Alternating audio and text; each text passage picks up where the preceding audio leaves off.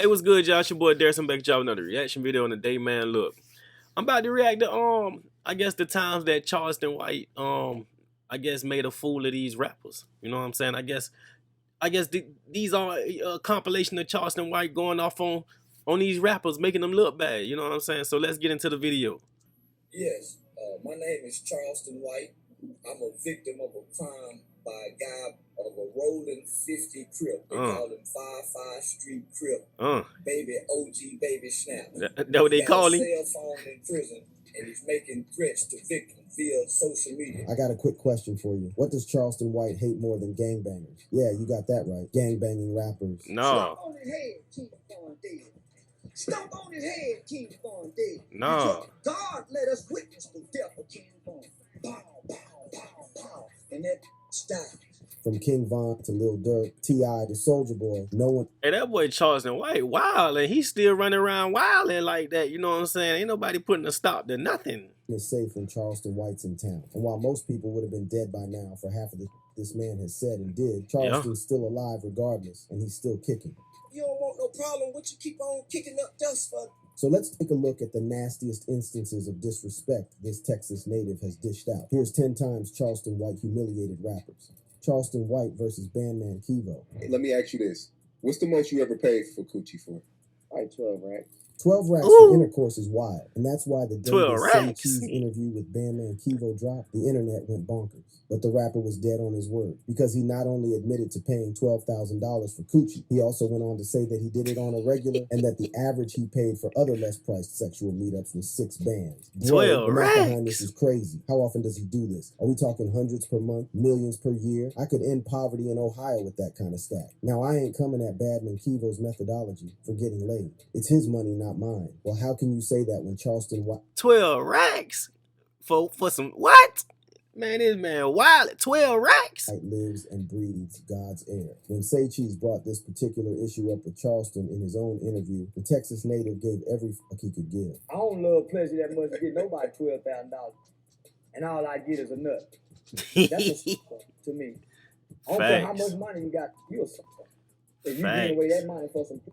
Women don't respect tricks in no shape, form, or fashion. I don't give a damn how much money you give. She would never have no respect for you as a man. But Charleston wasn't done yet. He had to add some pizzazz to his take on Kevo's deed. In true fashion, Charleston went after Badman Kevo's curious physique.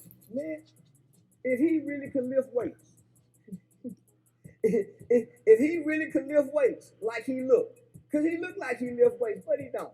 He just a blowed up, you know, like the kid guy. Now, how do you recover from that kind of violation? Yeah, blowed up Because nigga. Most folks with Charleston, I mean, it was common knowledge that Kevo had work done on his body. And the man hadn't tried hiding it. He said it himself that he had liposuction for his belly because he found it difficult to cut the fat with exercise. But there was also no denying that his body straight up looked weird as and that's why he became such an easy target for Charleston. Now, after this violation, the wise thing would have been to shut up, move on, and not take Charleston on because there was no way in hell, heaven or on earth, Kevo was going to win a war of words with that uncle. But the rapper chose to do the complete opposite. He went back on Say Cheese to defend why he was paying college fees for coochie. And he also made the grave error of adding 12 racks, dissing the man, Charleston White. So, of course, Charleston can be those girls that Charleston get, they free. You don't need $1 to hit them type of females. So I understand that when Charleston comes off, once he gets on this level, once he cross sides, then he'll kind of understand. Right now, he can't see this side. He barely can see anyways. I ain't gonna lie. Kevo leveled the playing field with that one. And I ain't talking about his foul explanation for why he paid for sex. I'm talking about the diss on Charleston Crazy Eyes. But hey, you'd have to be green to think this was where it was gonna end. Because after this, Charleston took his gloves off and launched a whole new wave of disrespect from Kevo, mispronouncing his name and coming up with new theories for Kevo's questionable physique. He talking like he built like Bandman Kevo. Oh, he talking like they eating healthy. Well, if they was eating healthy, why did he have to get the BBL? No, not the BBL. He said this man got a BBL. No, it's a very good point. And he don't got no workout video. How is he maintaining the muscles? With styrofoam and silicone. This new round of disses must have really gotten the bad man Kevo up, that's what I'm calling him, because he suddenly felt the need to prove to Charleston that his BBL was actually grass-fed. So one night, Charleston says he woke up to a message from Kevo on his celly. It was a video of the rapper working out and showing off his grass-fed muscle. Charleston didn't appreciate the video because, in his words, he didn't have any muscle, and he was convinced Kevo was challenging him. So he returned the favor by sending him his strongest muscle.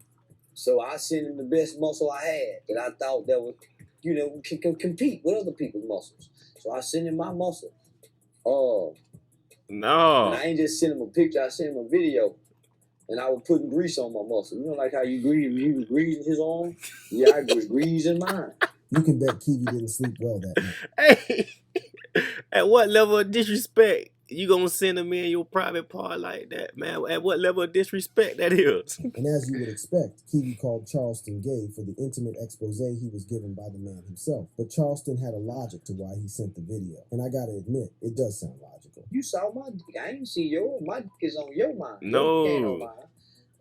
I know what your belly look like, but you know what my dick look like. No. So, and the boo-boo, I win. Somehow this makes sense. And somehow I agree that Charleston won this beef with Kevo. But hey, if it helps the situation, at least Badman Kevo didn't have to pay 12 grand for some digital action with Charleston. Turns out there's a first time for everything, right? Now, Charleston's beef with Kevo might have been hella comical, but there were no laughs or jokes when it came to the beef Charleston had with Lil Durk, the O-Block homies, and a specific rapper named 600 Breezy. Charleston versus 600 Breezy, Lil Durk, and O-Block. This clip you're seeing right here is one of the most dangerous situations Charleston has ever been in. He was with none of his own crew, facing off 600 Breezy and surrounded by O-Block members. This was the moment Charleston was supposed to answer for his big mouth. So what did his big mouth do? Well, it really didn't have nothing specific to do with 600 Breezy because they didn't know each other up until that point. It was a subset of an existing beef that Charleston had with King Von. In the immediate aftermath of Von's demise, Charleston proceeded to have what could be best described as a bizarre home run celebration on Von's dead body in media circles. I watched a demon get erased,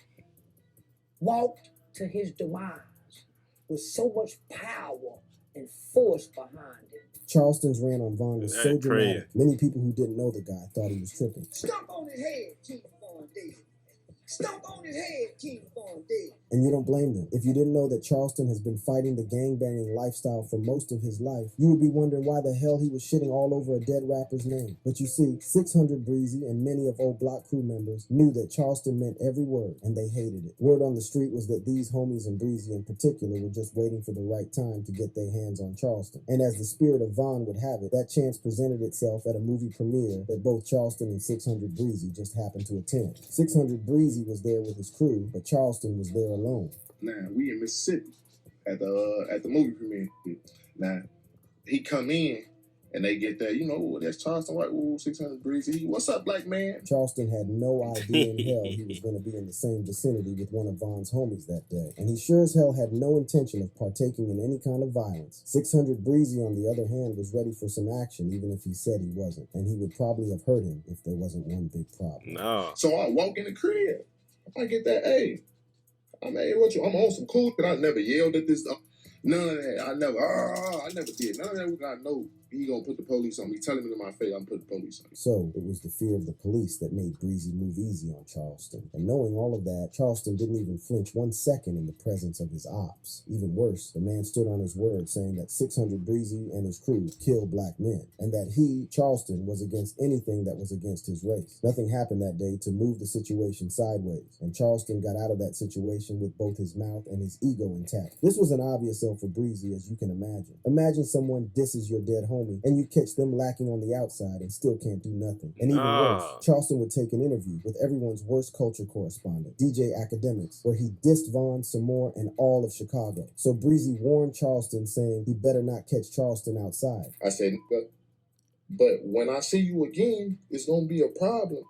But you see, this is where things get confusing. Because in an interview with DJ Vlad much later, Breezy would point out that he no longer seeks out Charleston because the man could get him in trouble with 12. So Charleston had won his beef with Breezy. But he wasn't done with O-Block just yet. He was on a mission against Chicago gangsters. Call it drive-by dissing, whatever you want. He came for Lil Durk. But fans quickly came to Durk's defense. And they warned Charleston in the comments that Durk was going to have his head for his disrespect on Von's name. I kill the image, homie, of what our people think these is.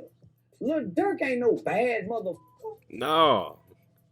Talk that No, talk. man, bad motherfuckers don't have fat white baby mamas. Well, Ooh. sometimes I wonder how Charleston says all of this crazy with a straight face. And frankly, I don't get the logic behind this thing. But if the goal was to kill the O-Block image for the fans, he was on to something. And you know, Charleston might have a sharp tongue, but his heart seems to be in the right place. Because when Say Cheese asked him about the whole situation with fans asking Durk to avenge Von's death, here's what he had to say. This is a lose-lose situation that the fans want to put the rappers in. Absolutely. If they don't do it, we gonna quit listening to you. If you do it and go to jail, we gonna quit listening to you. Now, we know Durk ain't gonna comment on nothing. And since O-Block homies appear to be terrified of 12, Charleston is probably in the clear. But so far, the version of Charleston I've shown you is tame. Because what he did to King Yella on account of the same Von situation turned the homie inside out. Charleston versus King Yella. Knowing which battles ain't yours is a skill. Man, Charleston was beefing with all Chicago, huh? He didn't care about nothing. That not many folks have. And unfortunately, King Yella is one of such folks. Now, to his credit, Yella was AWOL through the disses Charleston was dishing out to Von. But what made him break his silence was when Charleston added the equally deceased FBG Duck to the group chat. But instead of dissing Yella back straight up, for some reason, Charleston ignored the man and went straight after his family, specifically his 3-year-old daughter. With all that scribbly stuff on his face, I said, that's a dope fiend, baby. His mama was a crack addict, baby. That wasn't. He looked like he was in an institution. Yeah. King Yella, baby. He old Yella with a bunch of scribbly scrapping on his face, and he got an ugly daughter. He got an ugly yellow daughter. I mean, even if Yella would have ignored the man for dissing him, there was no way he was going to overlook an attack on his family, let alone his daughter. So it wasn't surprising when Yella responded. When you play with my children, my daughter, on GLD, you do all that you talk about, like it's for the youth. But you talking about a 3-year-old child, though. You goofy Mark clown. You and your ugly dog rat looking wife. No one's going to fault Yella for his reaction. In fact, most of the community was on his side because we all agree kids should be off limits in beefs like this. If you are wondering why, I should call the cops on you, but I'll still give you the benefit of doubt. Kids are innocent. They didn't sign up for birth, and they didn't beg to be brought into the world, so we should exclude them from our book. And Yella's 3-year-old is no exception. Now, everyone was on the same page, but Charleston being Charleston, he came up with a pretty convincing reason why he went after Yella's 3-year-old. His defense was that everyone was uncomfortable with him dissing the kids of gangsters, but no one showed the same outrage when those same gangsters killed other people's kids. Chuka was a kid. They so listen, homie. There was a 1-month-old baby shot in the head in Chicago. How can we be so offended by saying that ugly little? But we watch kids die by the hands of these gangbangers year after year, homie. But none of what Charleston said here stopped Yella from threatening violence on the Texas native. I heard you're going to be in Vegas soon.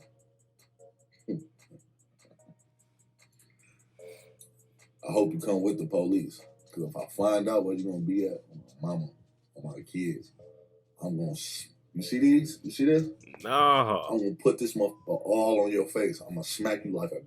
So how did Charleston White respond? Did he apologize? Did he insult Yella's daughter further? Or did he shift his rage to Yella himself? If you picked any of those possible answers, you're dead wrong. Charleston reported Yella's threat to his probation officer. He snitched on him. So I get a lot of threats from That boy called it P.O. and snitched on him. No, that's a whole nother level right there. Gang members. There's one in particular by the name of King Yella. That I was told he's on probation out of Las Vegas, but he's a well-known, influential, powerful Chicago gang leader. And he's making threats online about when I come to Las Vegas. I bet you didn't see that coming. Turns out that Yella was just 1 foot out of prison, and if he slipped, he'd be thrown back in. And this wouldn't be the first time Charleston would call the cops on a rapper. He'd already done that to OG Percy's son, PMG God, who as a direct result of that phone call, got 20 years behind bars. Charleston even justified his decision to call the cops on Yella, saying that the rapper was carrying a weapon that he don't even know he carried. He twice my size. His slap is a weapon. Now he just talking, making a threat. He's not thinking about a law-abiding citizen that's thinking about the law and very strategic in everything he do. He a 200-pound plus man, known to have a probably violent history. But that wasn't all. Charleston also flexed some of his weapons online to show Yella that he was staying strapped, just in case Yella had kamikaze on his mind. So when Yella would come around to the reality of what Charleston had done, he put out a response to Charleston once again. All y'all people that's trying to come up off the culture, yeah, you might be black, but you not no street. And if you was, you was a straight goofy. You was a goofy for what you doing. Let him know. You have to be smarter. Now you trying to play police game. But by this time, the rapper could see that it wouldn't pay him to go after Charleston. He had too much to lose. And if he tried anything remotely criminal, Charleston had sworn to use the law. Hey, man, this man Charleston White getting off left and right. Like, ain't nobody did nothing, trying to do nothing, nothing, like nothing is nothing. And when it come down to Charleston White, this man is getting off left and right. All to his advantage. So Charleston escaped any physical encounter with Yella. But the man hasn't always been lucky to avoid the physical manifestation of the repercussions of his deeds. In fact, while beefing with Soulja Boy, the rapper sought him out, found him, and things got ugly. Charleston versus Soulja Boy. In the immediate aftermath of Young Dolph's passing in November of 2021, Soulja Boy went live and didn't say a word. That's the clip that's playing right now. Now, if you didn't know the history between Soulja Boy and the deceased Memphis crooner, you'd think the former was paying his respects. He wasn't. In his own twisted way, Soulja Boy was mocking Young Dolph because they'd been beefing for a long time before the rapper's demise. And it was crazy at the time because many peeps were convinced that Soulja Boy was killing his ops. Was Soulja Boy really taking out his ops? Say Cheese asked Charleston the same question, and this was his answer. I Soulja Boy. Crunchy Black said he was a punk. Yeah, Crunchy Black still real. Yeah, my Crunchy Black talk real bad about it. Man, listen. I want to remind Soulja Boy, you ain't got no mother ops. No. And watch him use. Of course, Soulja Boy saw this, and of course, he went live again, this time giving a response and made it super clear that he hadn't given nobody, not Charleston, not Say Cheese, nobody, the permission to speak on his name. Say Cheese, DJ Vlad, No Jumper, stop interviewing all these dead boy. Soulja Boy was obviously pressed, and Charleston's statements obviously hit him where it hurts. Charleston had said in that same interview that Soulja Boy was no gangster. Less than a month later, the Crank IT rapper would pull up in a Sprinter van with 10-0 F his goons at a mall where Charleston was shopping. According to Soulja Boy, all he wanted to do was talk. According to Charleston, he was wondering why Soulja brought 10 of his guys for their impromptu conversation. They were real passive aggressive. So I'm trying to read the body language. Nobody's smiling, nobody's saying, nobody's giving off no danger. So she gradually reached in my pocket and grabbed his little bottle of mace. Yes, you heard that right. Charleston defended himself or attacked him, depending on who's telling the story, with a bottle of mace spray. Charleston's wild. So he walked up to me. The first 6, 7 guys, damn near stand 1, 2, 3, 4, 5, 6, 7. As soon as he say, I want to talk, I'll reach over her head and mace. How you gonna catch your supposed op lacking unawares and still come out down under? Soulja Boy had taken yet another one, and from a mace of all weapons. No. Attacking with pepper spray, y'all. That's what's going on. These niggas out here putting pepper spray out there first. At this point, Soulja was telling a different story, talking about how Charleston pulled out the mace and sprayed it in the air out of fright. But if you go back to that video, you can see Soulja's eyes were kind of puffy, and Charleston pointed it out saying, your face ain't even healed yet, so I know you're still aggravated and agitated. You got skin agitation, so you still mad in some kind of way. Soulja Boy responded by broke shaming Charleston. You still live in a trailer park. You ain't never touched $1 million. I've been making money since I was 16. After that, he waved several $100 bills in front of the camera, demanding that Charleston show him a $100K. Well, we both know Charleston ain't showing him 100 bands anytime soon, and personally, I think Soulja Boy goofy as hell. But that's just me. I want to know who you think won this particular altercation. Soulja, who's got a 100 to show off, or Charleston, who's the first to solo 10 dudes with nothing but a mace spray. In the meantime, let's talk about the time Charleston took on a rapper and his son. Charleston versus T.I. and his son King. This was what started it all. Stop talking. This ain't your fucking restaurant. This ain't your fucking restaurant. Everything you make, I can pull out my pocket right now. I ain't tripping on you. If you don't know, this individual is King Harris, T.I.'s son. And back in May of 2020, Hey, I ain't gonna lie. Lil King been posting some disrespectful shit, though. I ain't even gonna lie. Like, You know what I'm saying? Like, everything that be on social media from King be disrespectful. Like, he earned the money or something like that. You know what I'm saying? 2. The video I just showed you went viral on the internet. King Harris got into a heated argument at a Waffle House restaurant after they supposedly messed up his order. What triggered him was when a cashier in the restaurant told him he couldn't cuss, so he spazzed out, threatening to pistol whip the staff. Now, of course, the internet condemned King's behavior, but everyone was expecting T.I. to say something. And he did say something, but it was soft and denigrating. T.I. said he spoke with his son, and he didn't understand why King felt the need to go back and forth with a short-order cook. With someone who's at another level of life, first off, it sounded like T.I. was blaming the cook, letting his son off easy. And secondly, T.I. also had that superiority thing going on, suggesting his son was better than the cook. I don't need to tell you how much outrage this caused with folks. And one of those folks just happened to be Charleston. Nah. Funny enough, Charleston didn't speak on the incident or the boy until King Harris and Tootie Raw, Boozie's son, both got arrested. And King's mugshot went viral. You don't look nothing like that T.I. boy. That boy T.I. boy that put that blood on his motherfucking house. Yeah, he damn look like curly hair, half and stuff. Platypus mouth. Nah. King Harris didn't take Charleston's review of his looks lightly. He responded with his own live chock full of disses on the man. Boy, Charleston White, you was a bitch, boy. That they said he was with him. He was with him. Man, I said with my older brothers, motherfucker went to praying who did what, who, man, we was about to whoop your ass when you come back down here from China. No. Yo, I can see you had a soft upbringing. The irony is lost on the little boy. Imagine being T.I.'s son and going ahead to tell someone like Charleston that he had a soft upbringing. Well, that is exactly what Charleston wanted, though, because immediately King's live went down. Charleston's was up. Yeah, son, say, I'll whoop your old life. Now, T.I., you raising these kind of little yellow motherfuckers. You got a yellow motherfucker. Look how your son look. Talking about he'll jump on a 50-something-year-old nigga. Your boy, hey, so T.I., them the kind of boys you got. Say, T.I., listen, if your boy jump on me, y'all will bury that yellow motherfucker. It was at this point that T.I. decided that he had to step in and issue his own threats to Charleston. You know, put Charleston in his place for threatening the life of his son. Whatever man can fix his motherfucking face to talk shit about a motherfucking kid, bro. You was a... Come deal with the daddy. Come deal with the daddy, man. T.I. also warned him that he had folks that were ready to do time for him and his family. But Charleston wasn't rattled. Hell no. But he did take part of T.I.'s advice and run with it, coming for the daddy and accusing him of being a rat who worked with the FBI. That man say he a 7-time convicted felon in one song. 7 convicted felon. I mean, he said 7 convicted felon. How you get caught with all he got done? How? What deal? You can't even find his records nowhere on this. The situation was escalating quickly, and like most of Charleston's ops, T.I. had way more to lose than Charleston. Meanwhile, Charleston was ready to take things the whole mile. Full press tour, you feel me? But after some back and forth exchange, after some denial, a diss track and threats, T.I. ran out of gas and called a truce. He got on a call with Charleston and allegedly tried to squash the beef, but that didn't go as planned either. And trust Charleston, he got that last word in before their beef went mute.